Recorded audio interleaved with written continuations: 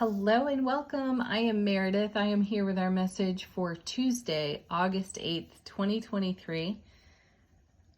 Today's Lionsgate Day, 8-8. What's that all about? It is the alignment of the fixed star Sirius with Earth in the constellation of Orion. And that is the Lionsgate. So when this alignment occurs, usually in Leo season, we are exposed like we are during, oh my gosh, I forgot the word, eclipses. Wow.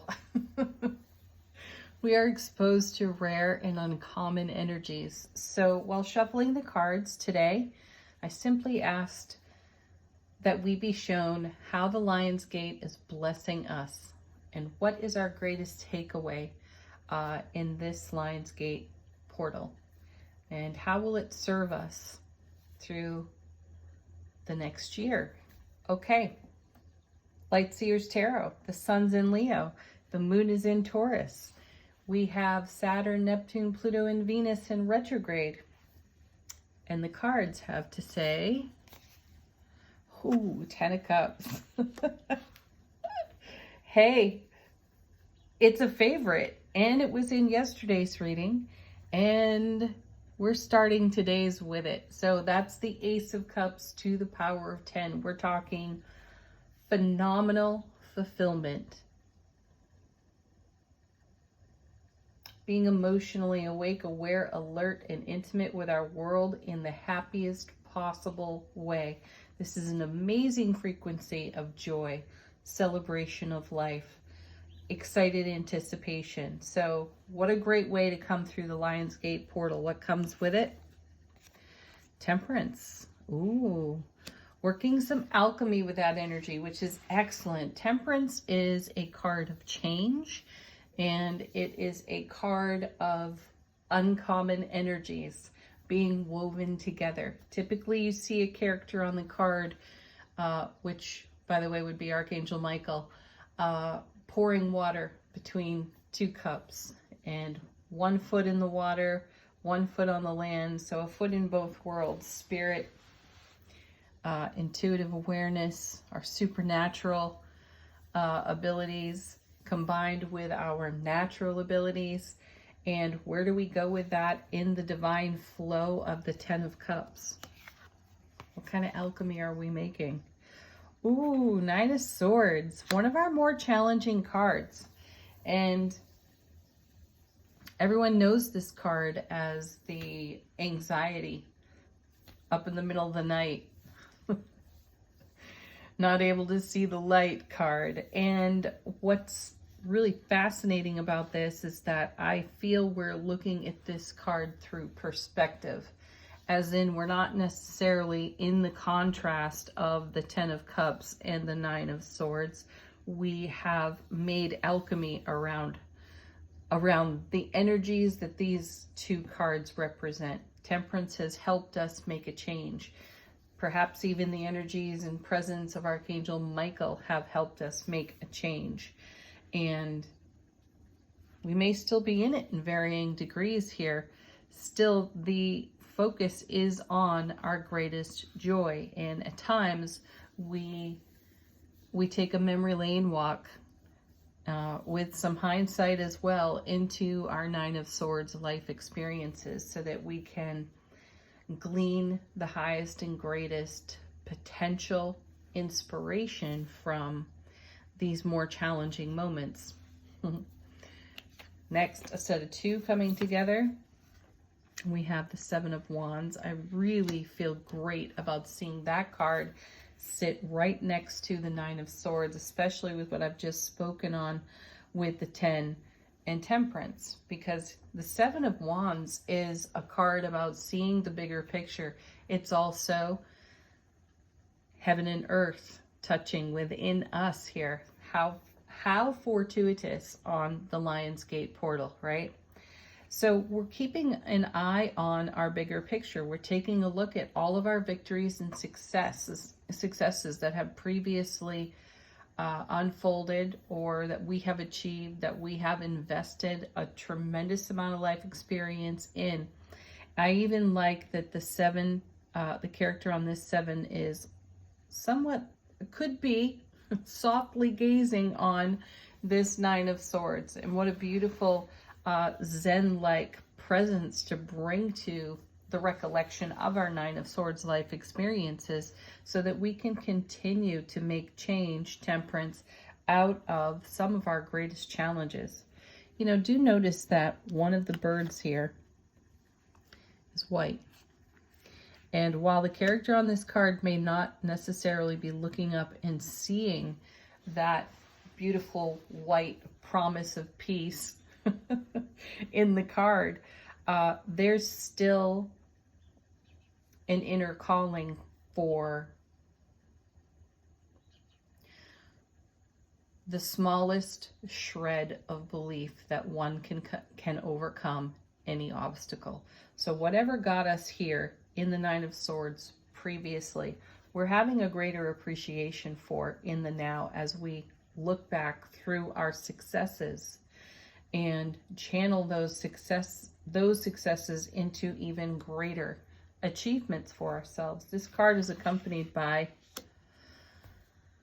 look at that, the High Priestess. Now, you know, I'm considering yesterday's reading. If I recall correctly, we started off with the Eight of Wands. If it wasn't our first card, it was in the, it came out in the beginning of the reading. And we were focused on receiving information and how that usually comes in an intuitive download sort of way. Here's the High Priestess, and do take a look at the artwork on the card, because I feel that that's probably the most profound statement that this card can make out of this deck. Talk about a channeled, incoming, downloaded message. And what are we channeling here but our success? It's beautiful. And we're channeling our ability to experience heaven right here on earth. Ten of Cups. It's taken a lot of patience, harmony, balance, and faith and trust in oneself to see ourselves through the more challenging life experiences. And oh, wow. Ooh, I just got goosebumps looking at that card. There's our beautiful and amazing Empress, who has been by our side in so many of our card readings, giving birth to the world we have dreamt into being on our Ten of Cups. Wow. Sweet energy there. Bottom of the deck, how is the universe supporting us in this dynamic flow? And on the Lion's Gate, we have what's coming out of the unseen. The Knight of Pentacles. Mr. Slow and Steady. Absolutely. Sometimes it's a slow, steady walk through this Nine of Swords, or even a slow, steady recollection in hindsight through this Nine of Swords. That way we really do see the bigger picture, Seven of Wands, and we can move in a direction, we can navigate our spiritual journey in such a way that we're keeping our Ten of Cups life experience as our true north. Next we have the King of Swords. Beautiful card to have there.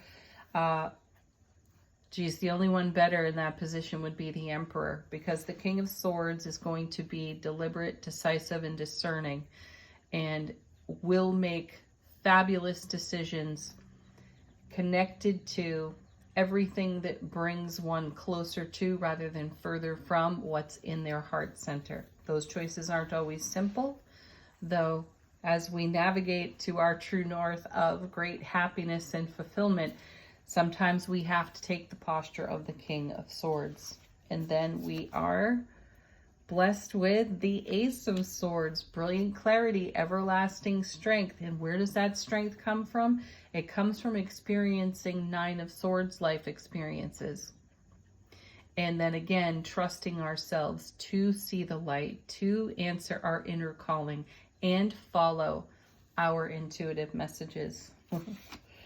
Where does it bring us? But right here into the Four of Wands, also a card we saw in yesterday's reading. So we have two of the super high vibe cards in the reading, in the Ten of Cups and the Four of Wands. This is what we do all of this for, is to live this kind of happy, in this kind of life celebration. Final word from the tarot cards. Bottom of the deck, there's the moon.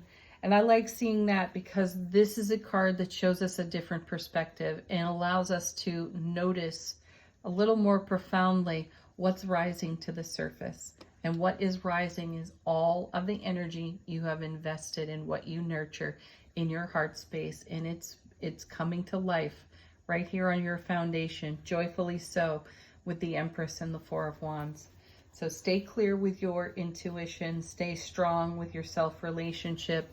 Every detail matters, and make excellent decisions about everything you are going to transform in the spirit of the Four of Wands and the Ten of Cups. Wow, beautiful message there. All right, angel answers. Ask your angel questions of this deck. First card, no need to worry. Great deck for confirmation as well.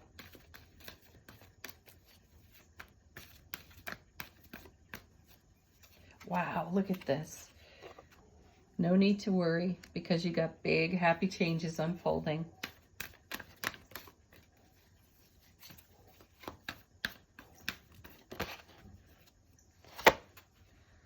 An abundance of them. That's the second time we've seen that card recently even. It's not one we see often. Oh, perfect. Perfect confirmation. Trust. Trust yourself. Trust your journey. Final card for today. How is our soulful presence informing our waking consciousness from the Feminine Wisdom Oracle deck?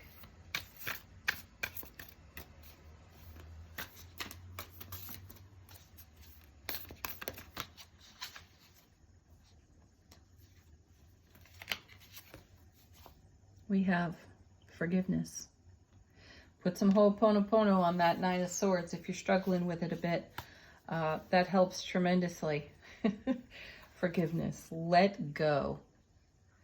That's another way to look at forgiveness. Let go of an energy that does not serve you, that would pull you further from what you nurture in heart space, and come to peace.